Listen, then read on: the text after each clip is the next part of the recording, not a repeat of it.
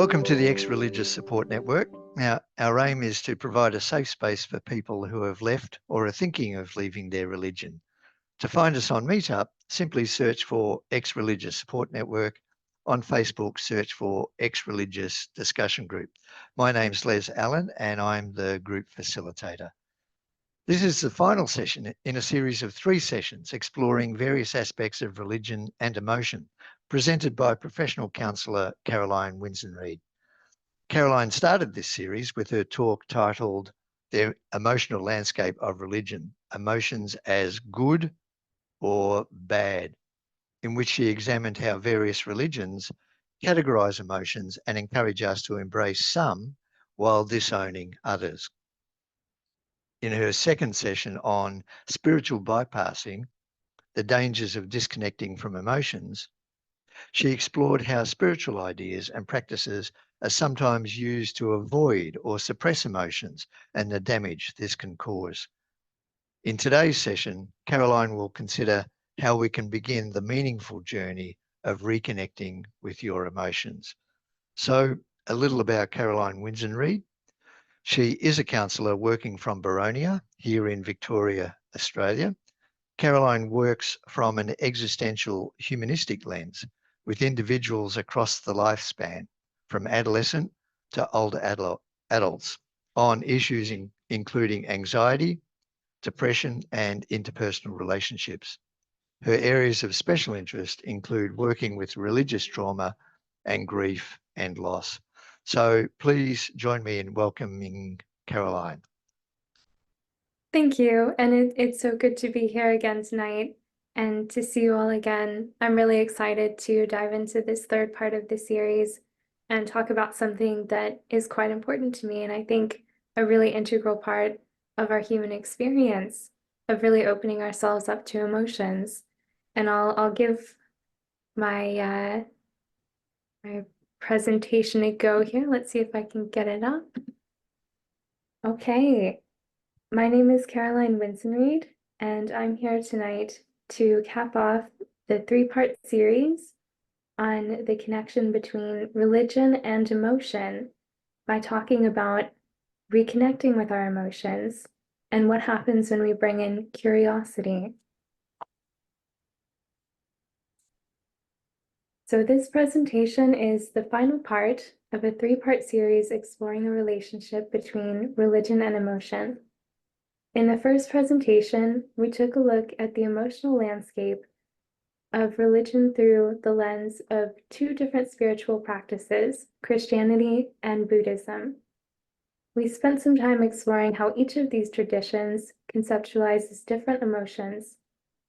In the second presentation, we defined spiritual bypassing and explored what happens when we disconnect from our emotions through spiritual practices. Let's start this final presentation with a quick recap into spiritual bypassing. We'll also recap why emotions are important, and we'll review through our case study of Paul what happens when we disconnect from them through spiritual bypassing. Next, we'll move into the nitty-gritty of what you can do to reconnect with your emotions and the powerful wisdom that they have to offer. As we've discussed in the first couple parts of the series, many people from religious backgrounds are taught that some emotions are bad and that they need to be gotten rid of. Through practices which can include prayer, suppression, and avoidance, they learn to disconnect themselves from their emotional experience and paper over everything with an exclusively spiritual lens. Cashwell and colleagues define this practice in their 2007 study as one in which a person attempts to heal psychological wounds at the spiritual level only and avoids the important, albeit often difficult and painful, work at the other levels, including the cognitive, physical, emotional, and interpersonal. We also discussed in part 2 how emotions are a rich source of information.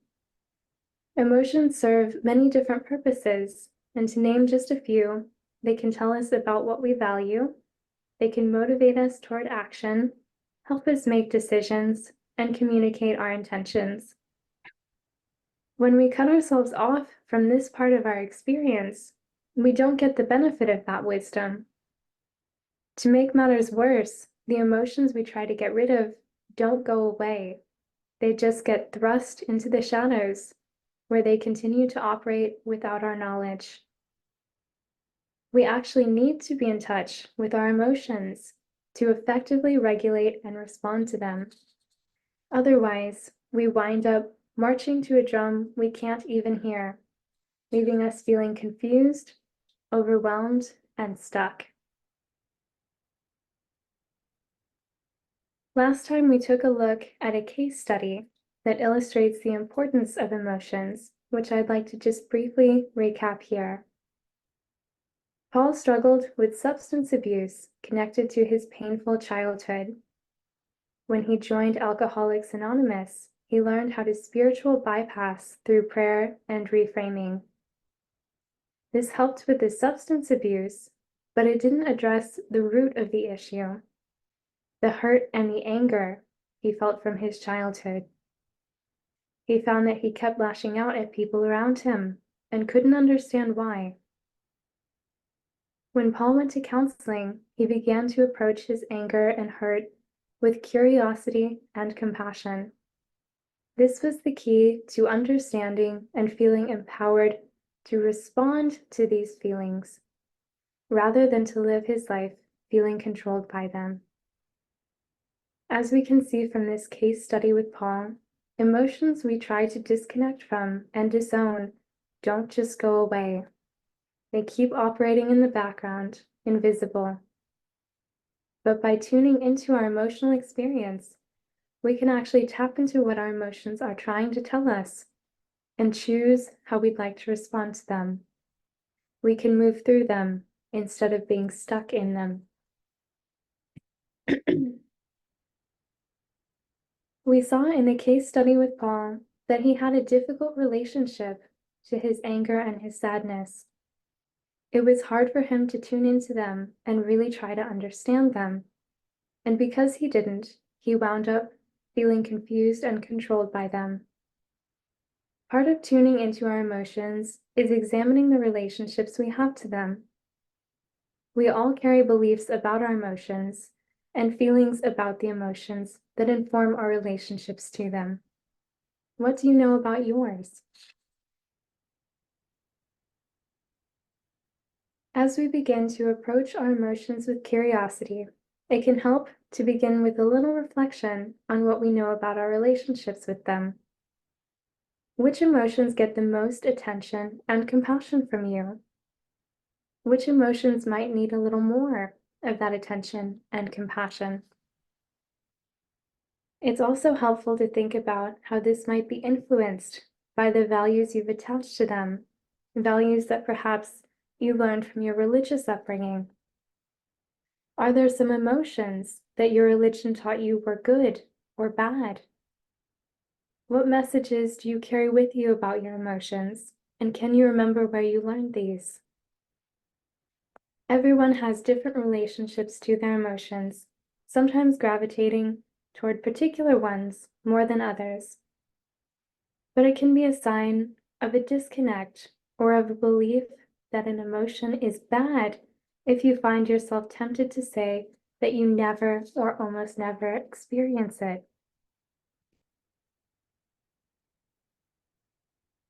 Now that we know how important it is to get in touch with our emotions, I'm sure you're all wondering, how do we actually do that? As we reconnect with our emotions, we want to approach them with mindfulness, curiosity, and compassion. In the next few slides, I'll touch on each of these elements and we'll give a few examples of how to utilize them. If we want to connect to our emotions, we need to first make space for them. By being mindful, we can be present with the experiences we're having in our emotions, in our cognitive space, our physical space, all of these different domains of experience. The goal is to notice what's there for you without judgment, just allowing it to be.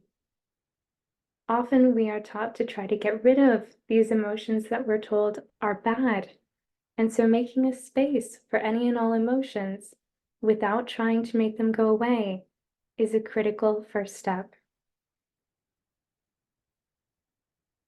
Next, we want to bring in some curiosity about our emotions, noticing how we experience them without making assumptions.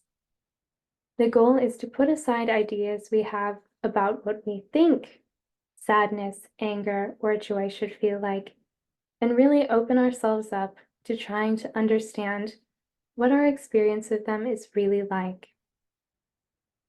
I'll give you an idea of some questions you can ask to get yourself in that curious mindset. Notice how these questions involve information not just from our emotional domain of experience, but also from domains including the physical and cognitive levels of our experience to help give us some insight into our emotions.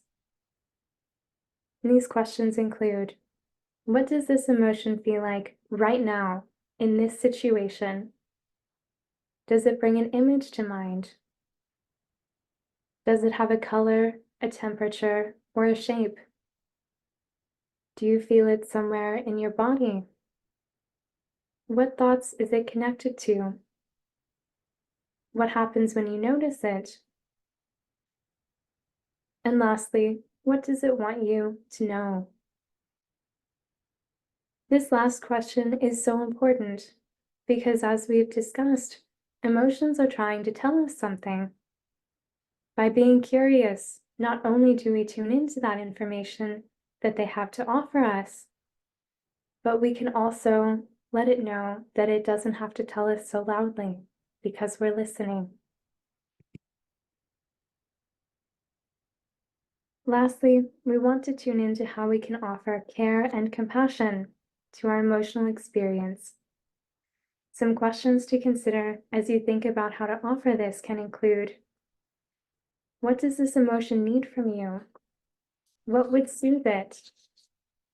How can you thank it for the information that it's offered you? And how can you let it know that you're listening?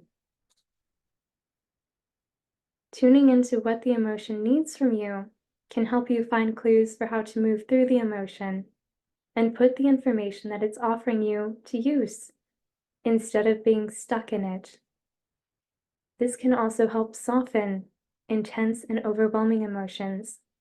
They are just trying to get our attention, and by listening and offering them care, we can let them know that they don't need to be blasting the alarms. We've gone over some key questions to ask ourselves when we're trying to tune into our emotions. Now I'd like to dive in a little deeper and explore some tailored questions that can help us with specific emotions. I'll be using anger and sadness as two examples. You may recognize this slide from part 2, when we talked about how each emotion, even ones that we might be used to considering bad, can actually provide unique and helpful insights. We'll use these ideas to help us construct some pointed questions for anger and sadness. Some specific questions that we can ask our anger include, what is this anger trying to protect?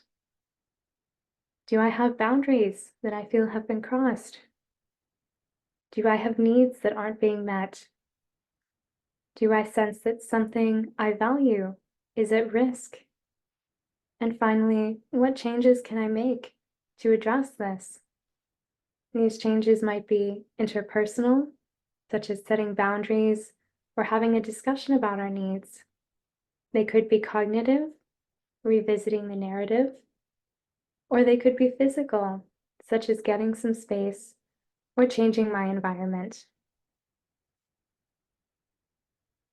Some specific additional questions we can ask about our sadness include, what was meaningful to me about what I've lost? What about the loss do I need to let go of? And is there an element of the loss that I can hold on to?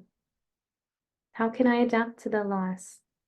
And finally, do I need some extra support? What kind of support do I need?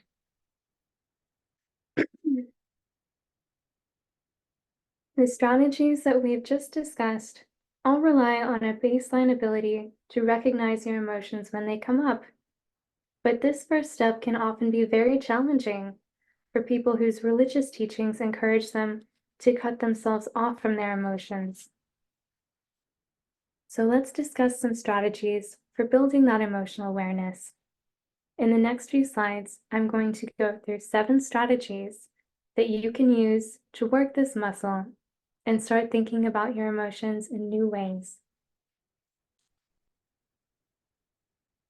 A great place to start with this can be to expand your emotional vocabulary. Resources like emotion wheels can give us a list of emotional words to reference. By trying these words on, we can see what fits our own emotional experience. It can also deepen our awareness by helping us to get specific. If I know that I'm feeling fearful, but it feels different to other times that I've felt fearful, I could use an emotion wheel to zero in on what kind of fear I'm feeling. Once I know that I'm feeling excluded, I can reflect on how that kind of fear feels different to the fear maybe that I usually feel of being overwhelmed.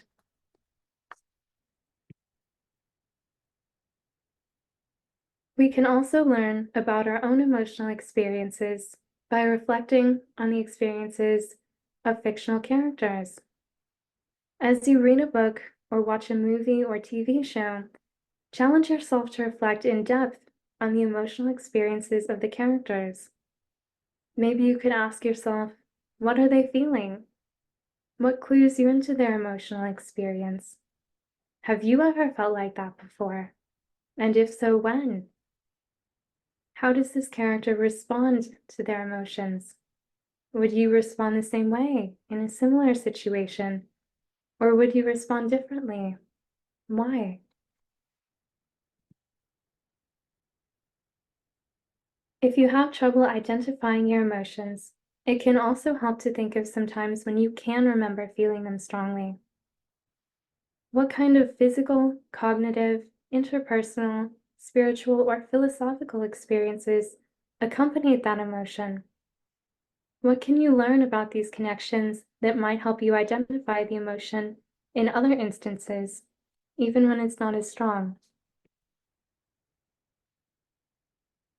Journaling can be a helpful way to consolidate what you're learning and to build a reference to look back on.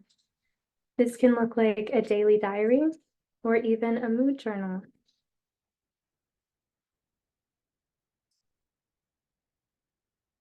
Sometimes our loved ones and friends notice things about us that we don't see.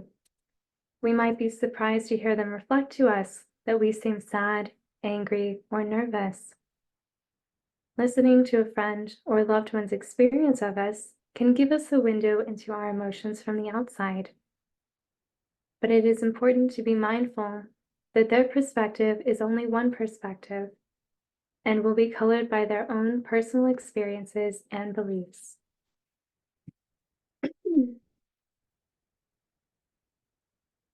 One other thing that you can do to really build that emotional awareness is to dedicate some time each day to reflect on your emotional experience, drawing on information from other domains, including physical, cognitive, or interpersonal. This is because all of these domains of experience are connected and they contain vital information about each other. See if you can rate the intensity of this emotion that you notice from 1 to 10, and see if you can notice what tells you you're at that number. We've touched on this a bit throughout the presentation today, but as we explore how to identify our emotions, you may have noticed that many of these strategies ask us to tap into our other domains of experiencing. This is because everything is connected, containing vital information about each level of experiencing. One of the big problems that we discussed with spiritual bypassing is that it cuts us off from this naturally interconnected web of experiences that helps us to understand our world.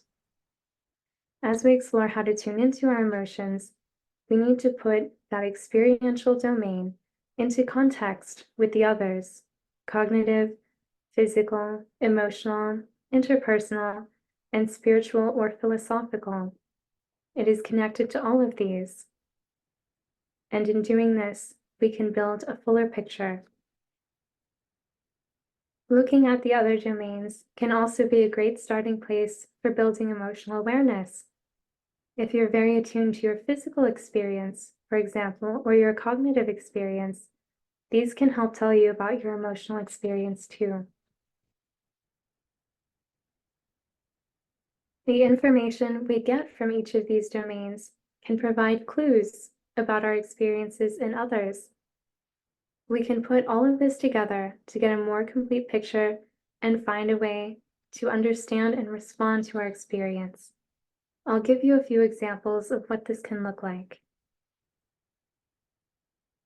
We can glean information from physical, cognitive, interpersonal, and the spiritual or philosophical domains to learn about our emotional experience.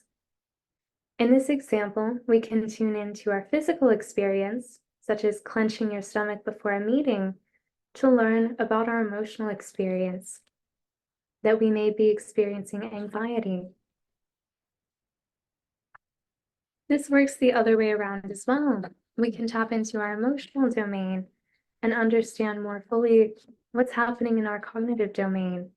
For example, if we notice that we're feeling jealousy, we may get curious about the cognitions that are connected to that and notice that we're carrying a belief about our self-worth. In this example, that having a nice car is an important measure of my self-worth. Now that we've gone over some generally applicable strategies for tuning into emotions and building emotional awareness, I'd like to end by sharing a few specific exercises you can look up and give a try if you're interested. Focusing, pioneered by Eugene Gendlin, can be a particularly useful strategy for anyone who has a very strong cognitive understanding of their experience, but struggles to really feel their feelings.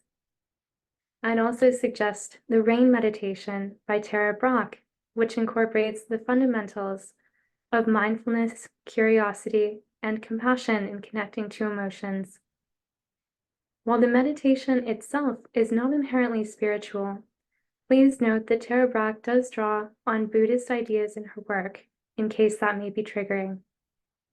Finally, I'd like to suggest dropping the anchor, which is an exercise from acceptance and commitment therapy that helps to build mindfulness and acceptance around emotions by situating them in the context of other areas of our experience and helping to hold these emotions even when we feel overwhelmed. Okay, so we can continue to talk about emotional regulation because this is a really important part of opening ourselves up to our emotions. And what I mean by emotional regulation is turning the volume up or down on our emotions. As we've explored, emotions are spontaneous and automatic. We don't choose to have them, but we can choose how we respond to them. We can turn the volume up to listen to the important information they offer, as we've been exploring in some of those reflective exercises. But we can also turn the volume down, and this can soothe overwhelming emotions and make space for other parts of our experiencing.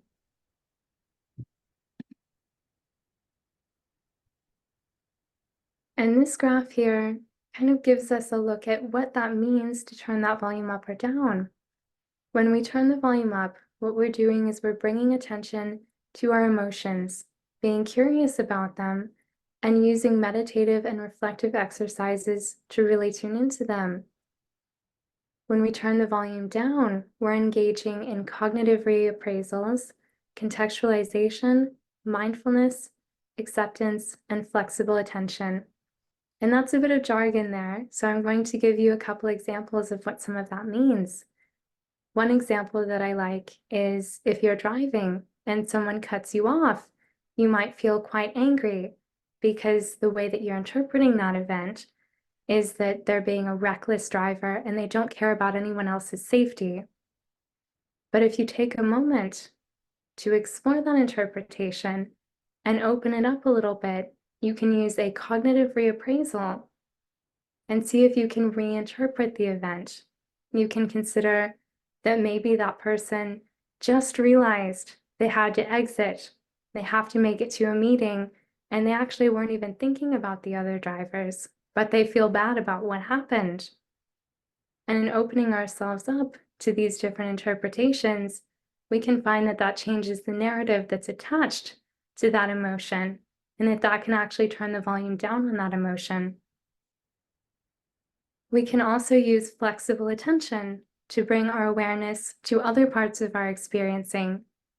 Instead of letting the emotional experience take up all this space and all of our attention, we can be flexible with that attention. If we're running late for a meeting and we're stuck in traffic, we notice we keep looking at the clock in the car, we keep thinking about how angry our boss is going to be, we're letting that emotion take up a lot of space. And so what we want to do is be flexible, bring that attention into other areas of our experience, maybe noticing the trees on the side of the road, or just even following the path of our breath. And by involving these other domains, we find that we can actually turn that volume down a little bit, and that anger doesn't feel quite so intense. Paradoxically, it can also be very helpful just to mindfully accept that the emotion is there. Often when we try to struggle with the emotion, even with, for example, spiritual bypassing, and we think thoughts about how wrong it is to feel that feeling, whether it's anger, sadness, anxiety, we actually make that emotion even more intense. And by accepting that it's there and saying, okay, here is anger, that actually has the effect, surprisingly, of soothing it.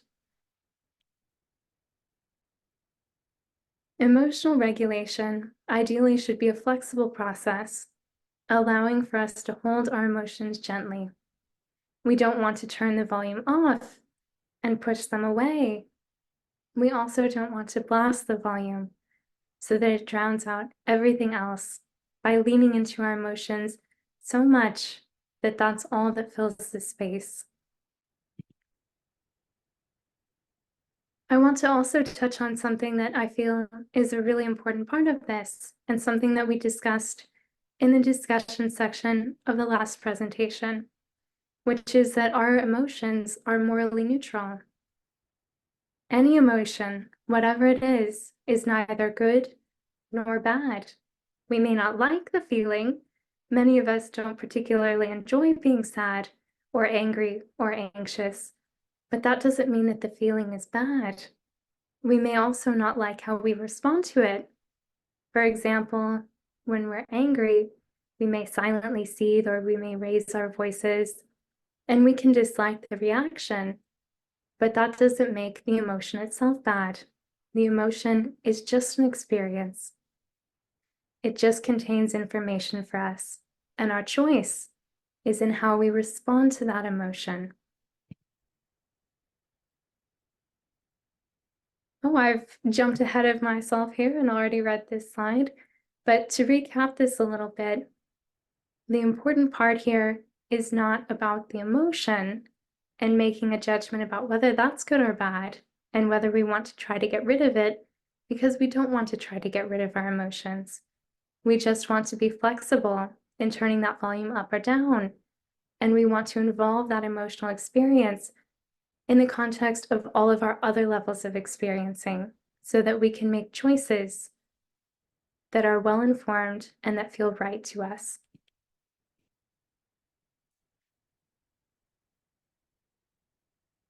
And here we have a little diagram that illustrates that. So we never want to emotional bypass either. We don't want to give our emotions the spotlight and push every other level of our experience to the side because they're all important. We want to engage our emotions, our cognitions, our physical experience, and all of the information that these have to offer to us, as well as our spiritual or philosophical lens that usually has our values. We put all of this together, really try to understand this experience, and then we are faced with a choice. How do we want to respond to this experience in a way that aligns with our values? And this is what we have control over, is in choosing this response. Something that I think is really common for people who come from religious backgrounds is a worry that they'll be overpowered by emotions if they listen. They've been taught that these emotions might get the best of them, that they'll be overcome by their anger and out of control if they let themselves experience it. But in fact, we need to turn up the volume sometimes to know how to turn it down. We need to listen to our emotions and try to understand them in order to know how to respond to them. Just like we discussed as we were talking about being curious about our emotions, we need to actually ask them those questions, understand what the physical signs that tell us they're there are. We need to understand what are the cognitions that are attached to them. And we need to understand what they're trying to tell us and what they need from us in order to really effectively turn that volume down and soothe them when it's appropriate. And something that I really like to emphasize here as well is that situational context is key. We need to think about when it's the right time to tune into those emotions, when it's safe for us, and when we're in the right space to do so. Sometimes it's not a good time to tune into them and close your eyes and ask them those questions, and that's okay. In those moments, we might want to turn the volume down a little bit and let them know that we'll be back to listen to them later. And I touched on some of these exercises a little bit earlier because I really wanted to include them. But here are some kind of specific exercises that you can use to turn the volume up or down. And to turn it up, we discussed some of these exercises, including the rain meditation, focusing, as well as bringing in some of those reflections that we covered at the beginning of the presentation.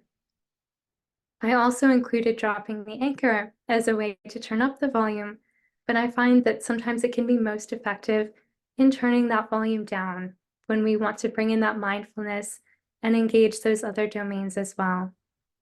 Mindful acceptance and grounding are a really important part of this, accepting that the emotion is there and grounding to involve our sense of the physical world around us. And in case you're not familiar with grounding, what that means is basically just really situating ourselves in the physical world, seeing if we can name some things that we see, name some things that we hear, name some things that we feel, and that really gets us to engage with some of those other domains and outside of that emotional domain when it's taking up all that space.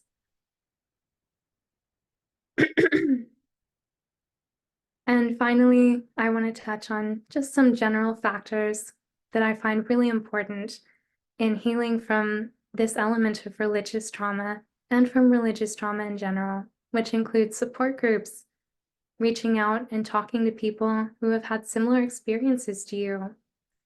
Therapy can be a great place to start exploring how to tune into these emotions and reconnect with them again, particularly when you're working on that first step of building emotional awareness. Telling your story can also be an important part of this, to let people know that they're not alone, and to hear other stories, to know that you're not alone in this. And that's all from me for tonight. So thank you again, everyone, for having me and for bearing with me during the PowerPoint switch. I appreciate your patience.